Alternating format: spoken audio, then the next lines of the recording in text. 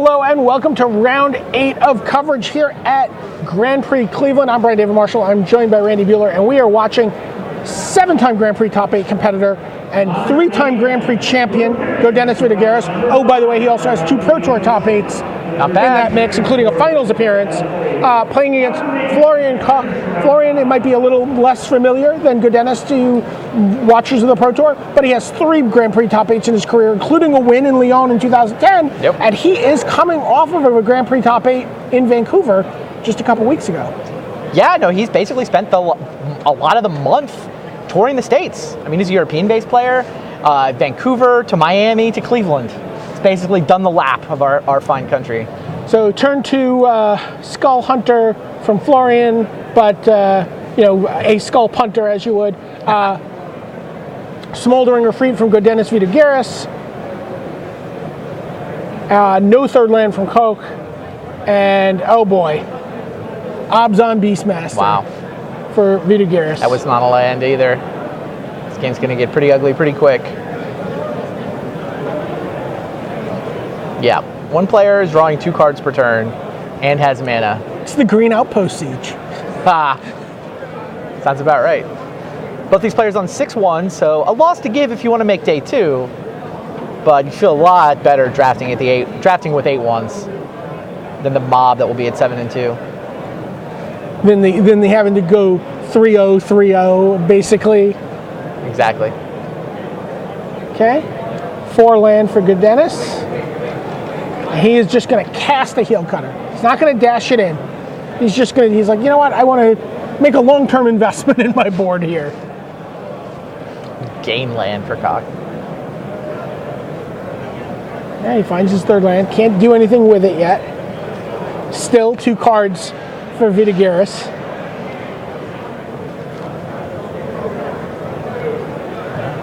As long as you control the creature with the greatest toughness or tied for the greatest toughness, you get to draw a card on the Beastmaster. Oh, look at that. I predict Beastmaster will be on as long as it's in play. Yes. The meandering tower shell. The most Wisconsin-y of cards. Harsh Sustenance is... Yeah, go away. Is like, please kill your Beastmaster. I know. I only gain 1. Damage is probably already done, but I got to do what I can. Is it time for the slowest of attacks? I mean, probably is, right?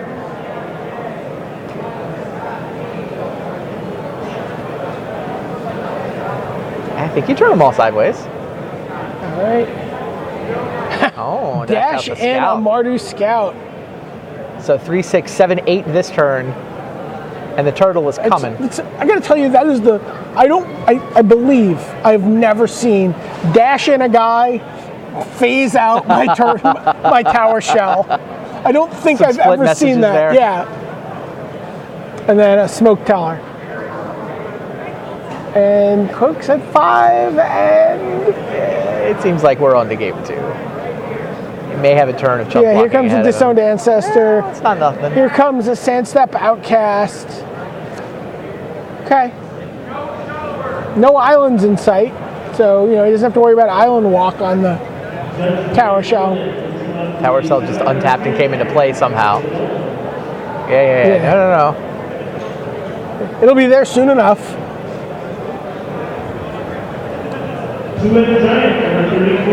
I'm sad. I still have not seen, as we're getting towards the end of Cons Limited, I've still not seen active treason on your tower shell happen in the feature match area.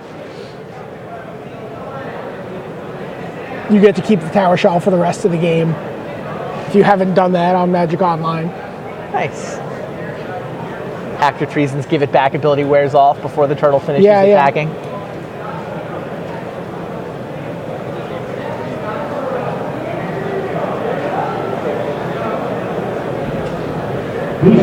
Oh, there's a Siege Rhino in hand for Koch. Interesting. He can't stabilize from here, can he? Heel Cutter says no blocking from the Ancestor, and then it's what? Trade. And everything dies. Trade, chump, right. Florian goes to 0 creatures. And Go gets in 2 points of damage, right? Yeah, he'll trade something for the Heel Cutter. He'll trade... Oh, right. The spirit will block the spirit will have to chump the turtle. Yeah, you have to chump the turtle. That's right. Oh.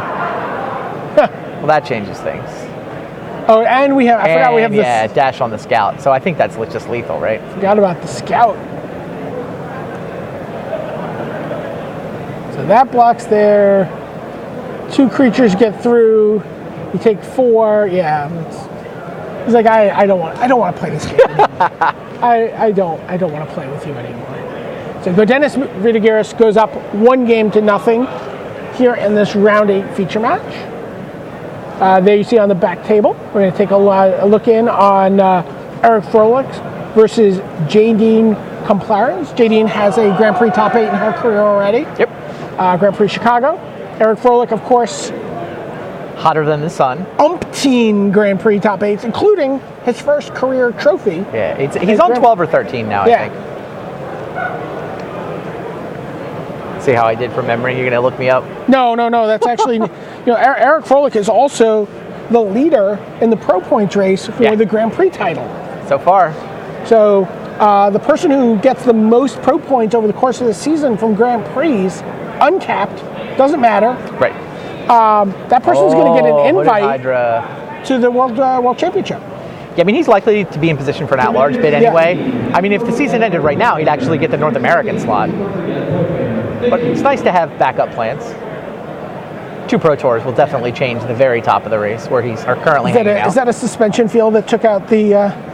took out Hooded Hydra, yeah. Hooded Hydra. It is indeed. And that's about as good as it gets, too, because even if they disenchant it, it comes back with 0 counters. Ugin! Oh! Hello! I did not see that the last time we watched Eric play. No, he didn't get it into play the last time. We saw it in his hand once. But yeah, now Ugin's in play. Both of these players are 6-1. So Jadine's going on the attack. Rise of the Serpent. Charge. Ugin's down to 2 loyalty. Okay, back up to 4. But Abzan Guide can potentially kill it, right? No, Simsig Muck Draggers gets back. Second blocker. Gets back Typhoid Rats. Typhoid Rats trades with Abzan. Oh, Simsig of her own? Well, I didn't quite see what she got back.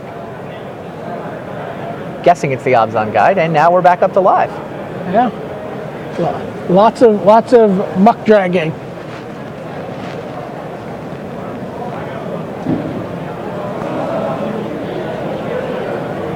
Yeah. Jadine blocks. Eric finishes it off with Ugin. She almost nailed Ugin. She had Eric down to like a card, but the Muck Draggers... The card was Muck Draggers. Right.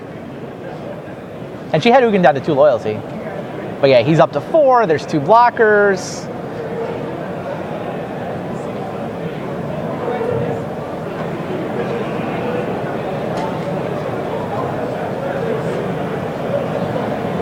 Now what? Now you have the unenviable task of trying to figure out what to do about Ugin.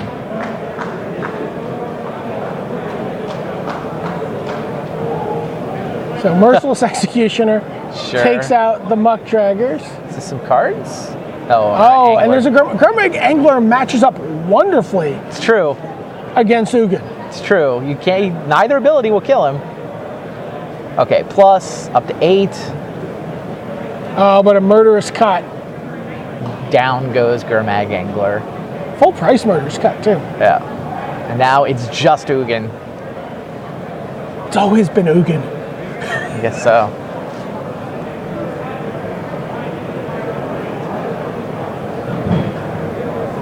Okay, I'm going to draw 3 cards here. It's usually the draw 3 cards. You're like, yeah, none of these deal with Ugin. Yeah. Not many cards that do.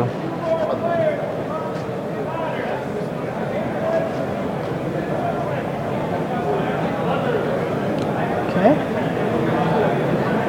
Yeah, he first got Ugin up to 10. Pretty brutal. Jadine's down to 6. Ugin's just going to accidentally kill her before we get to see an ultimate? Is that what's going to happen? I don't know that. I just don't even know that you want an ultimate. Bolting, that part seems to be working. There's not really a ton of good ways to deal with it. Yeah. You know, like maybe a Crater's Claws?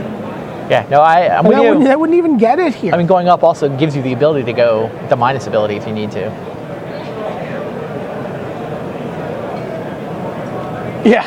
Yeah, enough. So, yeah, it's pretty. Draw 3 cards, pass, go, draw another. No. Ugin's. Too good. Yeah. So Eric Froehlich goes up 1 game here. He's a little closer to that magical 7-win plateau. But we're going to go back to our main match between Gaudenis Vidugiris and Florian Koch. A slightly better draw for Florian this time. Yes. Lands and spells. And some cheap ones. Yeah, he curved out perfectly. Disowned Ancestor into Wandering Champion into Sandstep Outcast. That works. And the Abzan Sky Captain. Gaudenis looks like snuck in for 3. Yeah, I think he dashed out a heel cutter. Heel cutter, he got a morph debilitating injury, and of course it was Willie It's always Loxton. Willie Loxton. It's always That's your Willie theory. Loxton, yeah. Wow, okay. Well, that was very 3. fast. Now we get the shuffle cam. Yes. 4 players all shuffling simultaneously. I don't know, sometimes they're not shuffling, sometimes they're looking at their sideboard going, God, what am I going to do to deal with that Ugin? That would be Jadine. With the quizzical on cue. Do you deal with Ugin? I mean, that's what you do. How do you deal with Ugin? Like, is there something creative in here? Does anything say sacrifice a Planeswalker? Did I miss something in the last several months? No, I didn't. Didn't miss anything. All right. Yeah, this is where you start looking at the Tassiger's cruelty in your sideboard.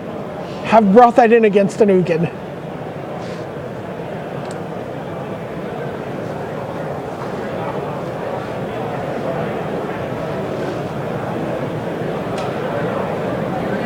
Meanwhile, Gaudenis is just looking at his deck and like, we would like a couple more lands, please. He's happy to be on the play, too. This matchup looks pretty fast. Yeah. Both players are fairly aggressive.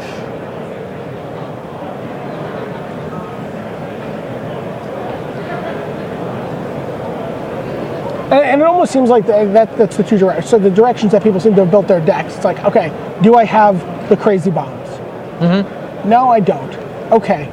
I need to streamline my deck and build it to just beat down as quickly as possible here. Yep. I mean, it feels like those decks are certainly at a disadvantage environmentally, but you do what you can. Yes, It's better than having the mediocre late game deck. Right. You want to have the truly terrible aggro deck instead of the mediocre mid game deck. You say that like you're very familiar with the terrible aggro deck archetype. I have run it many a time. I love a good trashy beatdown deck. Trashy, definitely a term of endearment. All right. Gaudenis is on the play. He's going to keep. Florian keeps as well.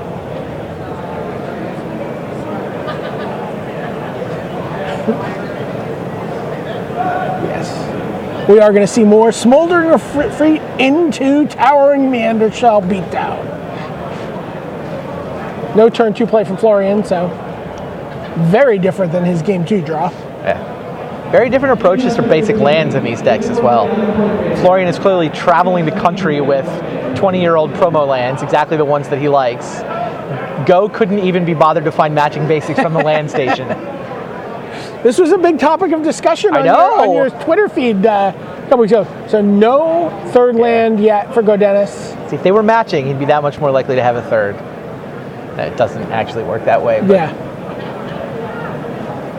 It's too bad. Looks like we're only going to get the one real game out of this.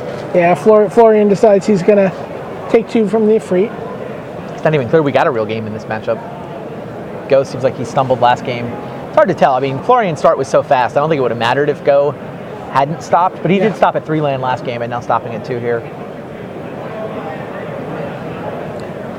Oh, and Siege Rhino. Just, well, you know what? If you're going to beat me, Gaudenis, this is going to be one of the best stories you ever get to tell. The holiest of holy Pakulas. There's the third land. Of course, it's a mountain, but only the second piece of art. Right. I mean, they're going to randomly match sometimes if you just grab a pile from the land station, right?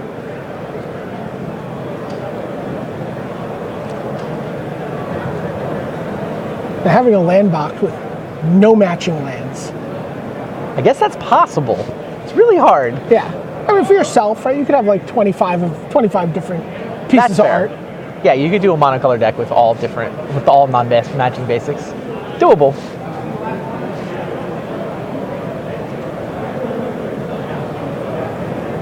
Yeah, I started that Twitter furor with a vintage Merfolk deck that had 12 non-matching base islands. You guys can't see the look Brian's giving me right now. It is a look of true disgust. So there's a morph from Gaudenis, who's, looking down the barrel of some very, very, like, kind of wincy triple blocks a turn from now. Well, he's going to actually put the Smoldering Efreet in the way of the Sandstep. Oh, boy. Dramoka. Well, I mean, where's your curve going to go after Siege Rhino? That's next up, right? Sandstep Outcast into Siege Rhino into Dramoka. Must be nice. Gaudenis is at 7. Hard to imagine he drew a mountain. Has drawn a 4th land. It is a mountain.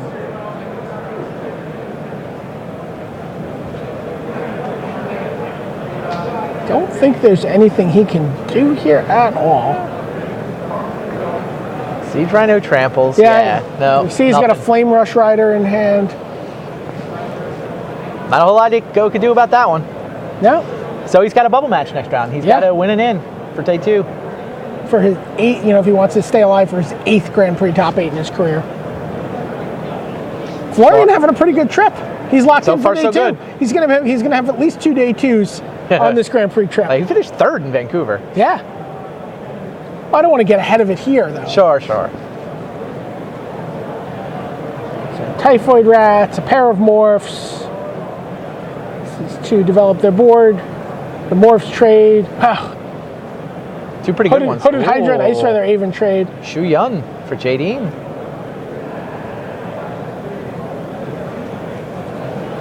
The Silent Tempest.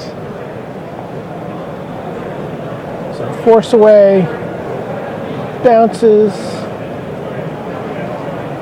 The Chief.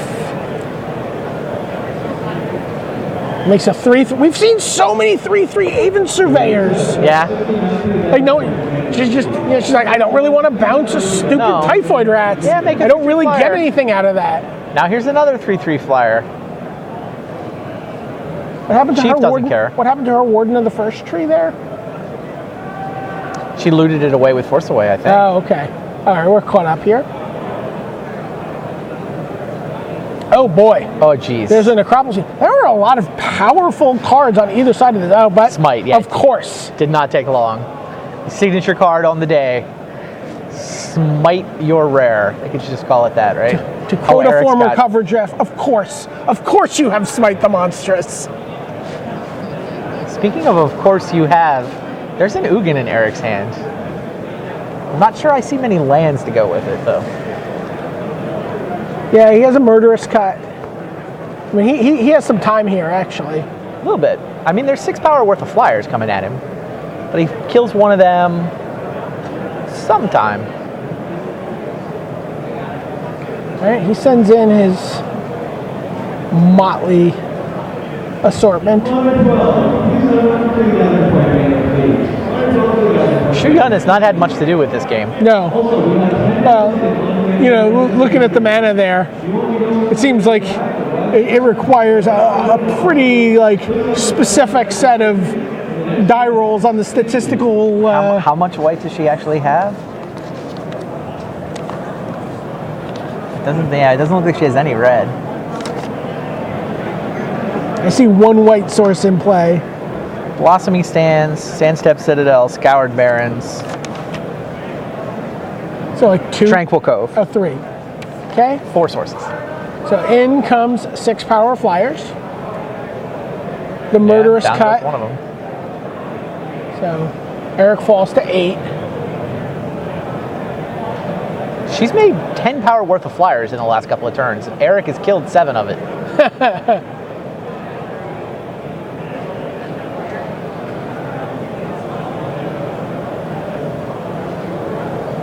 So lands are starting to come for Froehlich. Yeah, there's number 7. I mean, he's almost able to race this board, too. I guess not really.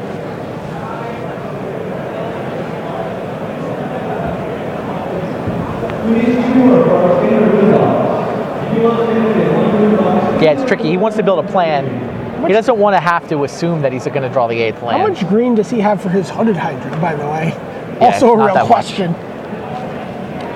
So here comes, Sib Sig Muck Draggers gets back the Hooded Hydra. I mean, with something like Ugin, he just may want creatures he can play face down. Sure. 2 forests. Okay, Eric falls to 5. The 3 power Aven Surveyor doing work. 2 Blossoming Sands. I've got him on 4 green sources. Okay. I might have missed one. There's an ambiguously marked Wooded Foothills, but it doesn't seem like that would be in there.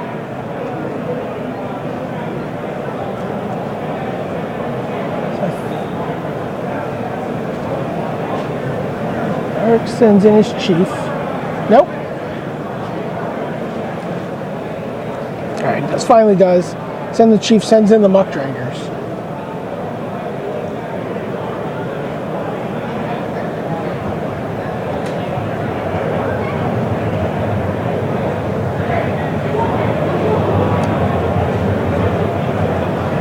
I think there's a Grim Contest in Froehlich's hand, but again, green, conspicuously absent.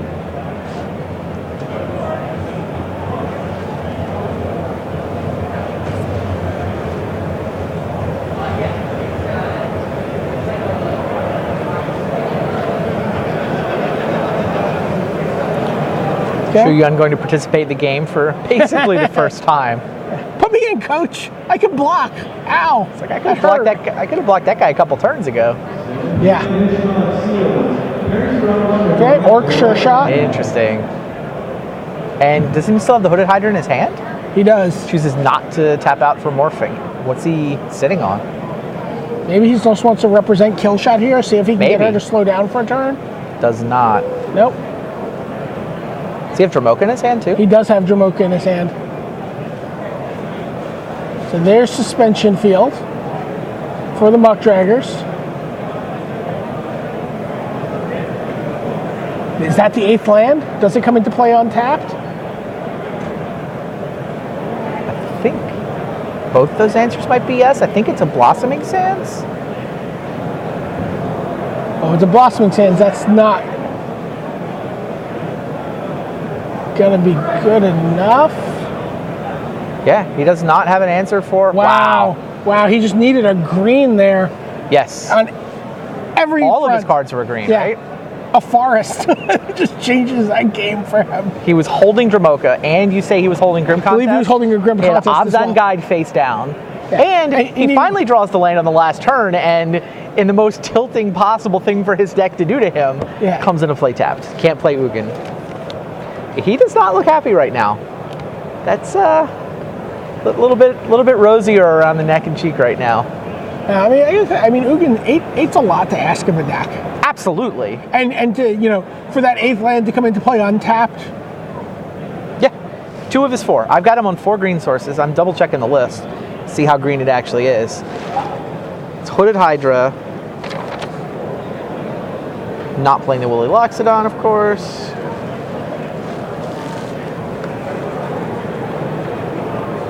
Two Grim Contest. Yeah, we saw 2 Grim contests in the feature match area earlier, where he had an elite scale guard with 2 counters on it. His deck is excellent. Absolutely. Yeah, I've got him on 4 green sources for 4 green cards. See the players checking time. How do you feel about the? I mean, again, the 4 green cards, but Abzan Guide doesn't need to be flipped. Right. And Hooded Hydra doesn't really need to be flipped. Yeah, Hooded Hydra is basically a colorless morph. That sounds like him just trying to stay 2 colors. It's like, well, it's probably better than like the second Hooded Assassin or something. So four green sources for 2. I absolutely have to have green to play these cards. No, it's 3. It's 2 Grim contests in Dromoka. Oh, it's 2. I'm sorry. I thought you said 4 cards. Oh, it's 5. You're right. It's it is 5. yeah. It's 4 sources for 5, which sounds light. That does 2 of them are morphs, but it's 4 for 3. So 4 for 3 part is plausible. But Abzan Guide, you'd really like to be able to flip that. Yeah. I mean, I guess it's a question. He didn't get many lands in this deck. He's got a Scoured Barrens and 2 Blossoming Sands. So his basics are 8 swamp, 5 plains, 2 forest. So it means his white count is at 5, 6, 7, 8, which is where you want it to be, and his swamp count is at 9 because of the Scoured Barrens. Sure. I mean, you could go 8/8 and get a 5th green source. You could have if he had a forest instead of a swamp. It's about, but I mean he's basically a 2-color deck. He wants to hit black early. That's kind of how his deck works. Wants to be able to play Chief of the Edge on turn 2.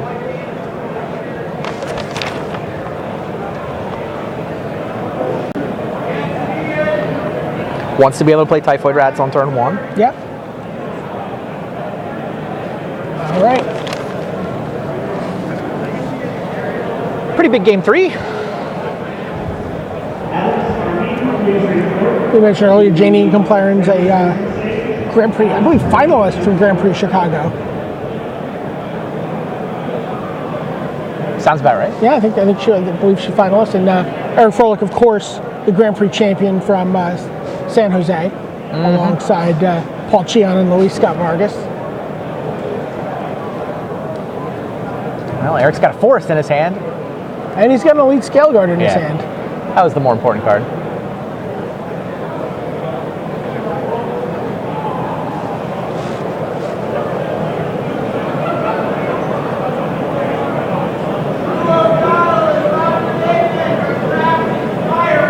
There's an Einok Bondkin from Eric.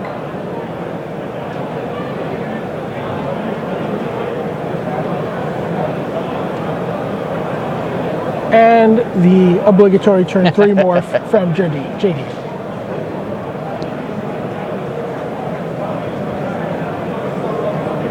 In comes the Bondkin. She doesn't accept the trade and follows it up with a 2/3 Hooded Assassin.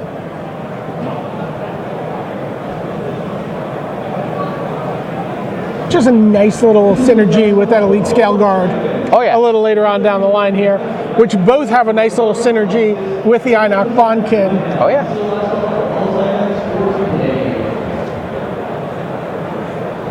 Is that morph just going to hang out? Merciless Executioner. What do you sack if you are Eric? That's a good question.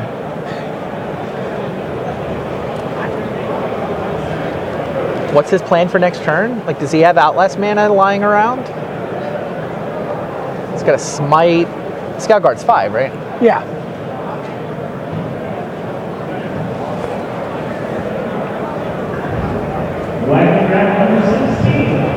Oh, they're determining who sacrifices. It's relevant. First. I believe it is Jadine, yes. And she goes for the Executioner, keeps her morph. Bondkin down. Yeah. Yeah, active player sacks first. Yeah.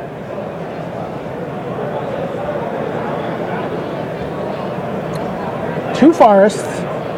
Could we see? Could we see the Hooded Hydra? Funny.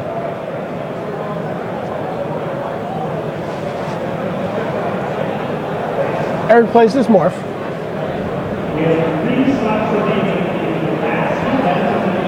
Jadine attacks. Eric's like, sure, take it. 18 all. Sultai, Emissary, and another morph.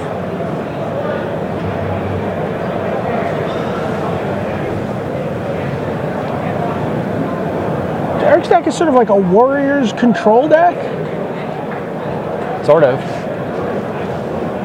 See, it's more like just an mid-range Obzane stuff, yeah, right? yeah. It's essentially, yeah, it's obs on mid-range. Yeah. It's threats and answers and Ugin. And Ugin.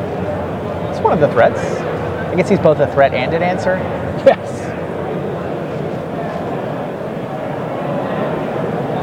In comes the morph. 6 land showing for Jadine. The first morph. The first.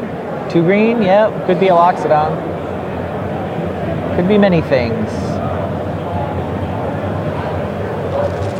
Eric. I bet it's pretty tempting to block because he's holding Smite the Monstrous. So she sinks all her mana into flipping this. Whatever. He's seen Obs on Guide from her. It's Ice Feather Aven. So flipping it, she's going to bounce the Assassin. And that's not a Smite target. But she just sets him back. Yeah, no, I mean, I think Eric's block there is quite good. But she doesn't run full blast into that Smite.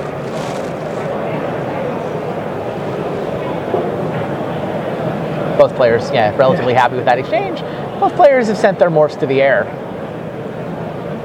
So Eric, no 5th land still for Eric. It looks like he did draw Bellowing Saddle Brood, so I'm wondering, yep. Chip away. He's going to attack here, so he can raid that into play. Absolutely. And just deploy Giant Monster, 4/5.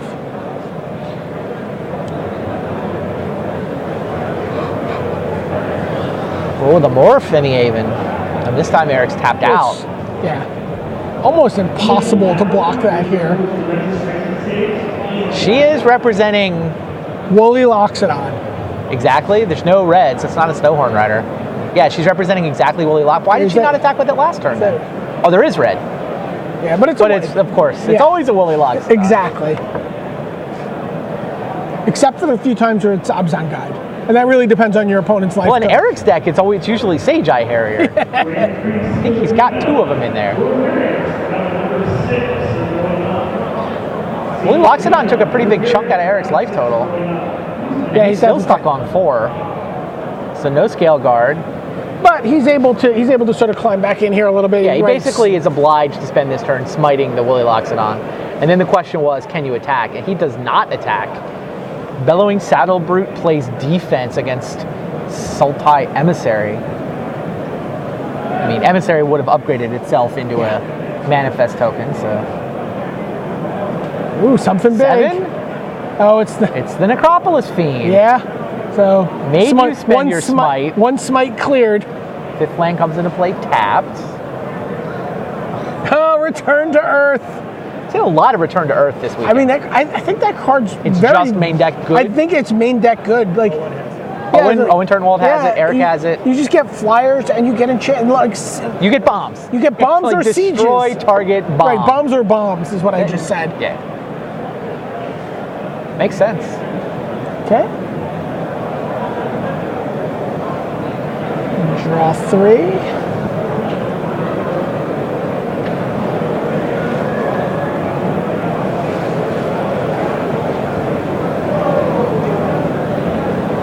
Something's got to give. There we go. And Eric's starting to scratch his way back in. Well, I mean, he just destroyed Woolly Loxodon and Necropolis Fiend. Yeah. While being constrained on mana and kind of, not having a ton of wiggle room.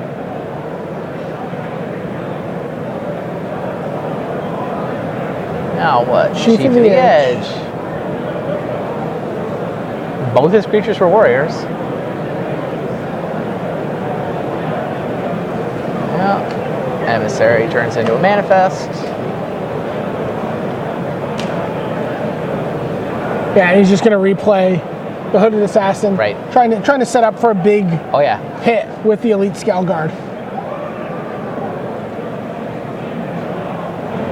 And remember, he's also got a Take-Up Arms in hand, so he can suddenly come out of nowhere with a lot of damage.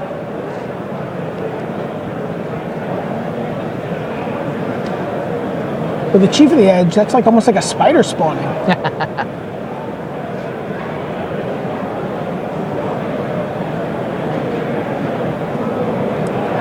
Okay. What's Jadine got? Lotus Path Djinn. Oh, deploying a bunch of flyers again. And a Sultai Scavenger. It's a lot of work for that Sage Eye Harrier to keep everything back.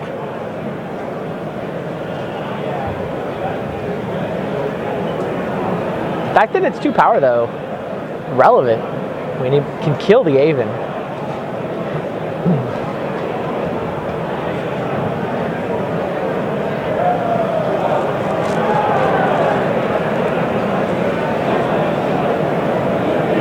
We're getting to that point where like Jadine's going to think about taking that trade. Get in for 5 or 6 damage. 5 or 6, yeah. Land number 7 for Eric. Starting to get to a scary total. There's the Elite Scale Guard. Wow. Yeah, attack, tap, tap. Taps the 2 flyers. Sends everyone else in. So what is this? 4, 9, 10, 11, 12?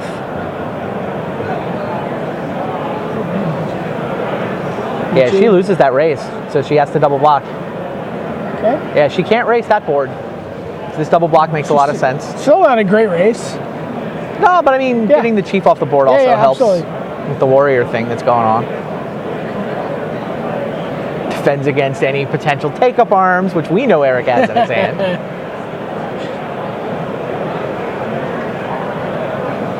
She shakes 7, and Eric Froehlich would be pretty happy to race if she wanted to send 2 flyers into his Sage Eye Harrier every turn. It's really hard for her to play defense against Elite Scale Guard. Right. I mean, she has to leave 2 blockers back to get to block once. And that's assuming Eric has no other token shenanigans. And none of his creatures die in one-on-one combat with a Lotus Path Djinn. Not one of them.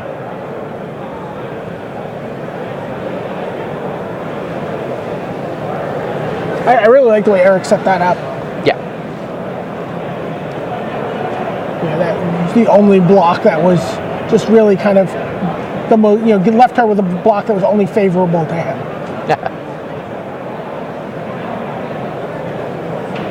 And now puts her in the unenviable position of having to, think about how she's going to stay alive with these flyers as opposed to maybe killing him with them. Yeah, she has to say go. She can't. She can't even attack. Playing defense against Elite Scale Guard.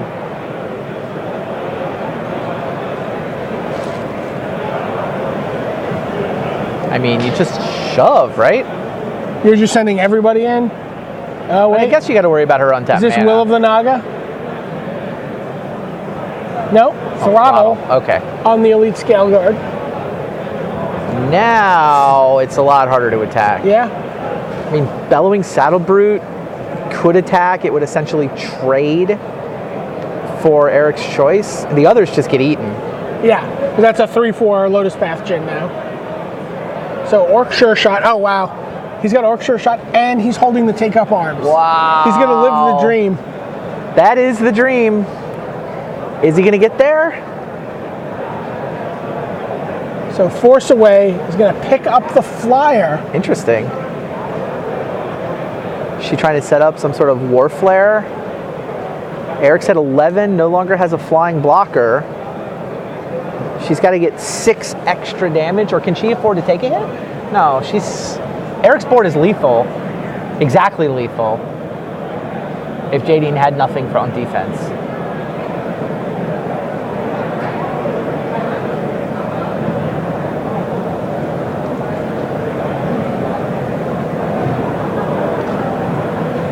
Yeah, she used that Force Away end step too, so she didn't really get a relevant prowess trigger out of it, but I think she really needed to. No, she did. She got the trigger because she'd cast the throttle. She got the trigger on the Force Away. I meant the Lotus Path Djinn power. Sure. Oh yeah. No. I agree. You almost would have rather have done that one.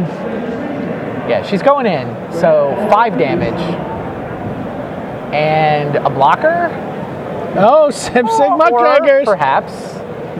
Marshall Sutcliffe sits up straight in his chair, The card's good. which is really unsettling because he's already super tall. Oh, a flying blocker.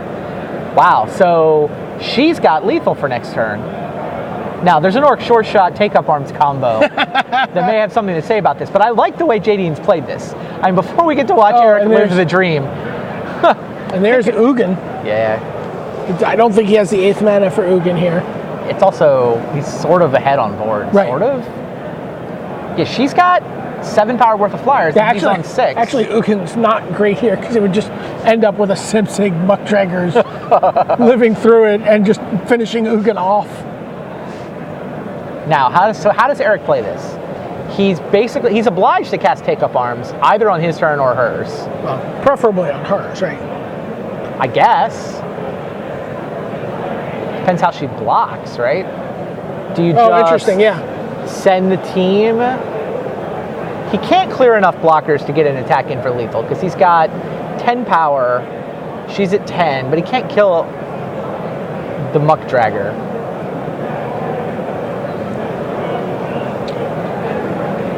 I think send the team, see how she blocks. And if that Muckdragger is vulnerable to a creature, you take up arms on your turn, right? Aven Muckdragger? I guess that dies to 2 instants. It's a pretty interesting spot. Looks like he's going to do it.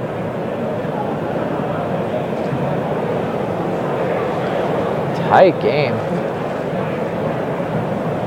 Now All right. he's attacking. So getting everybody in. Everybody's in there. And now she's got to figure out what he has. And what he has is pretty much the worst thing for Jadine that Eric could have.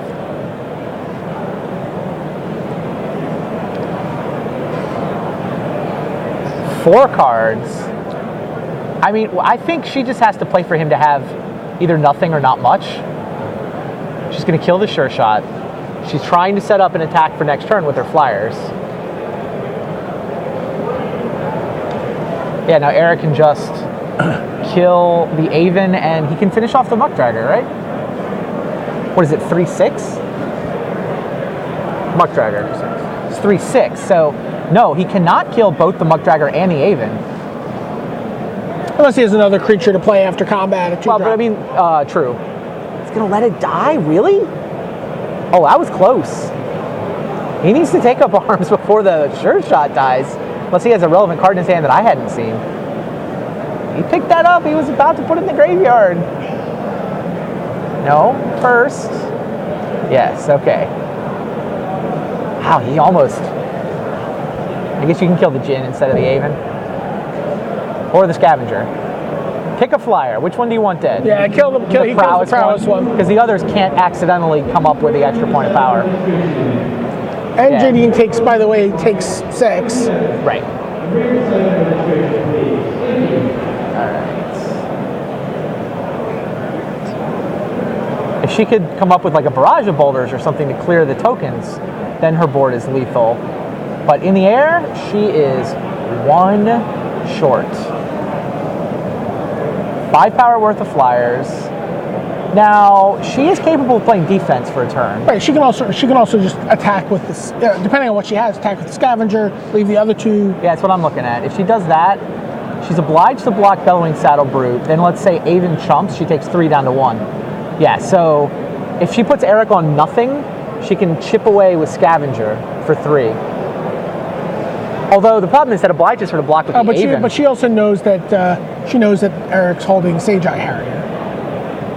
Because she forced it away a while ago, and it's just been sitting there. Well, she's going to chip away, drop Eric to 3.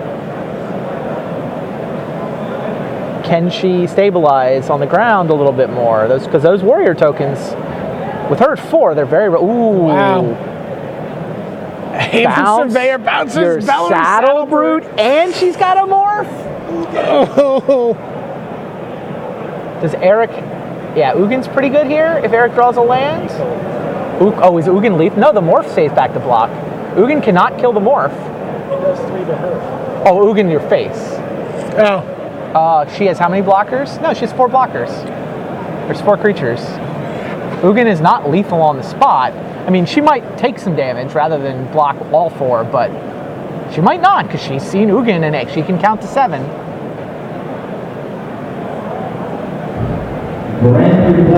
All right, well, Jadine has lethal next turn. It's really hard for Eric to survive another turn. He did draw a land. And it is a plane, so it comes into play untapped this time. So he sends everyone in. He's basically hoping that she'll let 1 point through. But there's no way she can, right? I think there's not even a reason for her to let. Oh, she's not going to risk the Surveyor in combat? She's not going to risk her flyers. No, you have to. Don't you block the 2 dorks? I think you have to. You have 2/2 flyers. He's not representing Warflare. There's no red mana. Well, if he's not representing but if he's representing Trumpet, if he's representing, they would also kill her. Yeah. Right. What is she playing around? She's thinking about it. That's what she's still thinking about blocks. Yeah. I think you risk your 2 flyers. The thing is, just the Scavengers. Well, just the Scavengers not lethal through Sage Eye Harrier. Sure. But what trick is he going to have that kills both of them? Are we just forgetting some obvious trick? She says go. She took the 2 damage. Wow. If she blocked... There's the land. There's the Ugin. 3 to you. For the kill. Wow. Eric Froehlich, 7-1 through to day 2. Continues his hot streak. Wow. I feel bad for Jadine. Bad for anybody there, right? If she just blocks all the tokens, I think she wins on the crackback. I mean, I don't feel bad. You got to see Ugin? She'd seen Ugin. It's her fault. That's your I mean, I'm just saying, like, that's a possibility. So they Ugin had come down. Play around the card you've seen. Play around the card you've seen. He's on 7 mana. Like, he's 1 mana away. You're sitting there just thinking about Ugin, right? I'm like, oh, is he an 8 for Ugin yet? So, all right. So, I don't know how much of this turbo match we're gonna get to because I know that the round is over and the last results are being scraped up by the judges. Eric's just dead if she blocks, right? She can still Ugin. He can still. Oh, he can Ugin and wipe the board, and then things get complicated. Yeah. It forces him to Ugin and wipe the board, but her morph lives through it, so she's either attacking Eric or Ugin with a morph. Yeah, things get complicated if she blocks, because Eric will be forced to wipe the board. And he's got a Sage Eye Harrier in hand. Yeah, I don't know what happens if she blocks, but she doesn't lose on the spot. So Jonathan Delano versus William Jensen here on Turbo. See a morph. Tried to Dragon Scale boon it, but it got kill shotted. Quick game 1 for Jonathan. Yeah. These guys are 6-1. Everybody in the feature match area this round turned out to be 6-1. Well, William Jensen, a member of the Hall of Fame. Absolutely. Yeah. And this looks like Jensen has a game 2 deck. Yeah, that's a lot of sideboarding, isn't it? Yeah. Is that half a dozen cards, 7 cards? Seems like a color swap. Huey's also number 6 in the world right now. Top 25 rankings have him at 6. So Whisper of the Wild for Jonathan Delano, Cloud Form for William Jensen, a morph for Delano, and Dagatar. Oh, Dagatar, that's a fine time to draw Smite the Monstrous.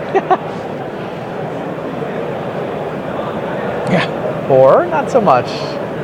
Yeah, he's willing to double trade for 2.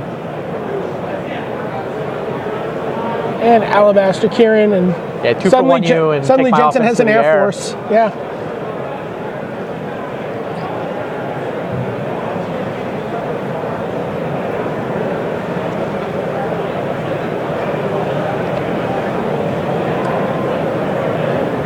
Two right into beings.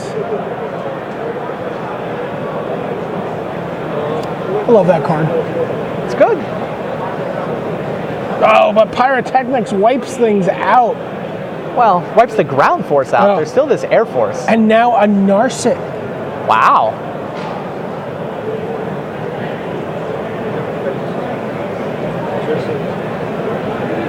And a dragon on the other side. Huey's going to draw a couple cards.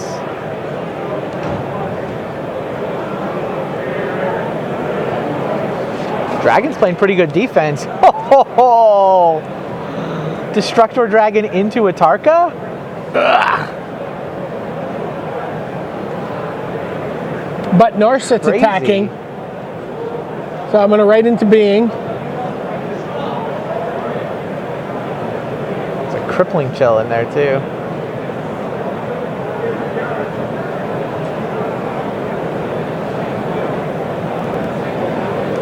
I'm going to crippling chill your flyer. I'm going to burn away your Artarka. Then I'm going to cast right into being. That Narset was pretty good. That was an awesome Narset. That was insane. Destructor Dragon is locked down. Tark is gone. The offense is back. And we're on to game 3. Yeah. William Jensen's like, oh, double dragons? No problem. No I've problem. got Narset. Did you see what the red card was that he revealed there too? No. That he had manifested into play? Just Alesha, smiling at death, face down.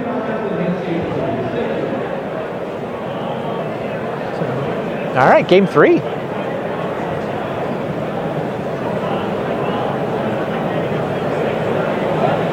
Attack Heel for 5 cutter. from Delano. Yeah, the heel cutter. Mantis Rider. Attack for 5 from William Jensen. And his other 3 stay in play. Yep. Now Delano's like, I want to commit my heel cutter to the board. Full price.